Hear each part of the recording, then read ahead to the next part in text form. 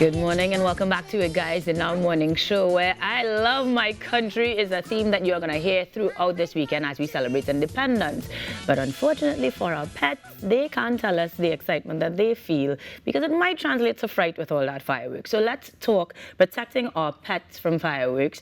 This morning to do so, I am joined by the Director of the School of Veterinarian Medicine for the UWI, Dr. Karla Georges, and Dr. Ramsubeik, the lecturer on avian and exotic animal medicine.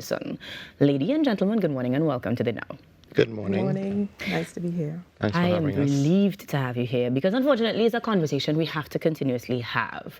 We may see changes in the types of fireworks and special effects that are used, but it remains a contentious point for pet owners. First off, tell me what we usually see with the domestic pets, the cats, the dogs, the ones that we're accustomed to, Dr. Georges. Okay, so we know cats and dogs, they are very sensitive to noises and the range of noises.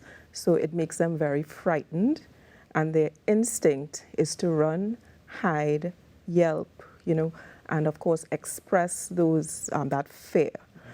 So as pet owners, we really need to be observant, and we are of course the ones who have to take care of them. So we really need to look at them, see what's happening, and try as our best to calm them in the moment. So there are things you can do before, you know, if you know your pet has a tendency to have extremes of behavior, there are medications that you can ask your veterinarian to prescribe. So I like that we have precautions rather than reactive responses. But I want to jump across to Dr. Ramsubeik because in terms of your specialization, you can give us some insight on poultry. And I know we have been focusing so heavily on farming. It'd be good to give the farmers some advice as well. Will they have the same sort of circumstance in terms of animals responding to this negatively altogether at the poultry farm? Yeah, so we tend to focus a lot on the companion animals, but we need to be aware of the effects that the fireworks, the bright lights, the loud songs they have on our farm animal and livestock. And when it comes to our chickens, firstly, we need to understand that the poultry sector is the largest agro-industrial enterprise in Trinidad and Tobago, and any negative effect can impact our food security and job security. And our birds, these loud songs and lights, they cause our birds to panic. When our chickens panic, they have a tendency to pile together.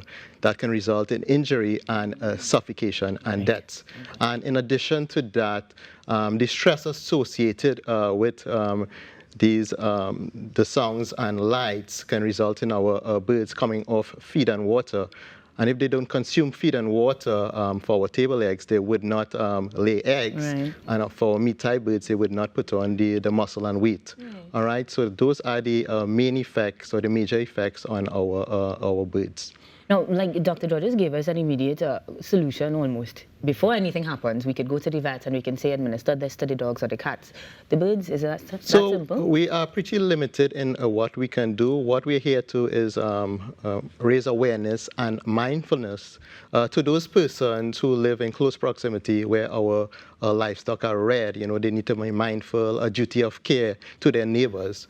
Okay, and on the other side, we also expect the relevant authorities to enforce the laws when it comes to discharge of fireworks and so forth. Before we get into what we will do post, let's get into that administration of the law. I imagine there should have been some sort of consultation with bodies like the UWI Veterinarian School and others to determine what would be the best course of action around these times. Can you say that the consultations or the results of those, that we've seen any sort of change or accommodations made? I believe maybe in the urban areas where you probably have fewer people putting off the fireworks as previously usually was every street corner. And it has lessened, yes, and there has been a move to restrict the timing. But as all things, we depend on citizens to be conscientious. And it's not all the time that the police can, come down and charge or whatever. Yeah. So I believe that the message has been said out there. However, we need to keep repeating it. So I'm really happy for this opportunity to get our neighbors to be mindful, as Shane said. You know, duty of respect, duty of concern. Understand the issue, understand what will be happening to your pets, to your livestock, etc., to your neighbor's livestock when these things happen. That's definitely a beautiful point to raise, because I really was wondering how the farmer is going to take care of all of those birds at the same time. You really need to be a neighbor's keeper in this case. Exactly. Yeah. That makes so much more sense to me. But there are things we can do for the smaller and domestic animals. So in terms of that precaution, let's say we didn't get the chance to run to the vet, what else can we do? How else can we keep them safe, Dr. So George? basically you need to, well, depending on your relationship with your pets, bring them inside into a dark room. You can play some calming music, you know, and just your presence and your comfort would help, because it's a fright. So they're looking for a safe space. Right. So if you provide that safe space, it helps. Now, Ruckus's eyebrow raised when you say bring them inside and play music. Yes, I'll get a selection from Ruckus for my dogs, but that's me. I'm the person who lives with her dogs inside.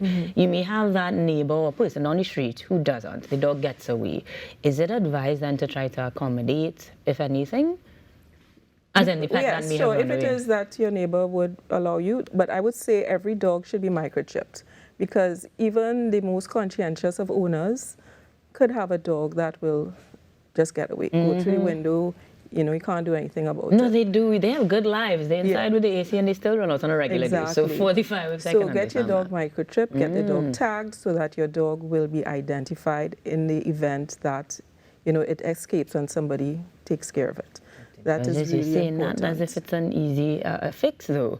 Because in that case, we're talking about an incision first of all, to insert a chip into the animal, yes?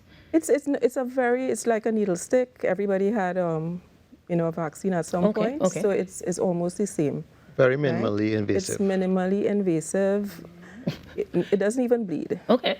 You know? But in terms of the process, it's not something that you can go do today for tomorrow. You'd still need to set up one. Oh, no. Really? You can go. Most veterinarians do have a microchip. So if you could ask your vet.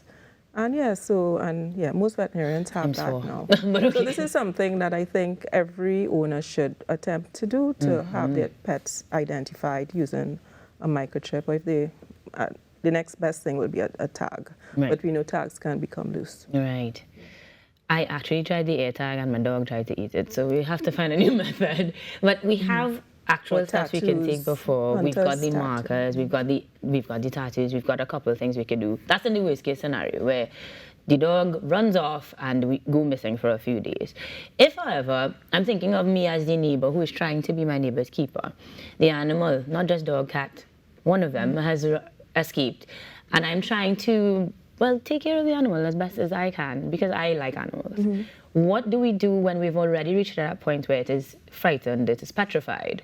Are there particular techniques we can employ that might help to calm them sooner? Anything we can do externally? Well, it all depends on your relationship with the animal. So if the animal knows you, it will be easier to bring him in. If the animal doesn't know you and is still scared, you are in danger of getting bitten or something. But just, I would say, if you could open your gate, put aside your animals, because if your animals, you don't want to have another situation with, you know, some other animal biting your animal, getting bitten, and vice versa. So bring the animal in, but have a safe space in your yard. If you have a kennel that's secure, you can attempt to do that as well. And then after, when the animal is calm, you could offer, you know, to return it. No, the internet is a wild place, and there are many methods that they claim work, swaddling or wrapping your dogs or your cats in certain ways and things of that sort. Any of them that you can testify to or debunk, Dr. Ramsubeik? I would say speak to your veterinarian because there's a lot of misinformation on the internet and so forth. There are some credible sites, like I would recommend university sites and so forth, and videos that originate from those sort of environments. But speak to your vet. Your vet might be the best person to guide you accordingly. And remember, every animal is different, so a thunder jacket or something might work for one, not for another. It might work for one time, and then after that, it may not work. So it's always best, you would know your animal best and you would know what works for your animal. Most of the time it's just your presence and your comfort that will calm them down. To know somebody likes my presence and my comfort. And in that case, if you were to leave any bits of advice or any more tips for pet owners or persons living in the vicinity of pets as well, anything you'd like to add to that? I would say be aware. Always throw eyes, they say, on your pets. Know where they are and know what they're doing. And if you miss them, you need to go and start looking for them right away. Mm-hmm. Anything to add, Dr. Ramsubeik? Yeah, the key message when it comes to livestock animals and farm animals is awareness, mindfulness, and your responsibility that you have not for your own animals, but the persons in your vicinity and neighborhood, basically. Of course. The advice of vets giving us some insight this morning as to how we can navigate pet ownership or living in the proximity of animals coming through the Independence holiday. We thank you very much for your insight, and we encourage you guys to visit accredited sites for even more information. But for now, stick around on the Now Morning Show as we're giving you even more to come back to after these messages.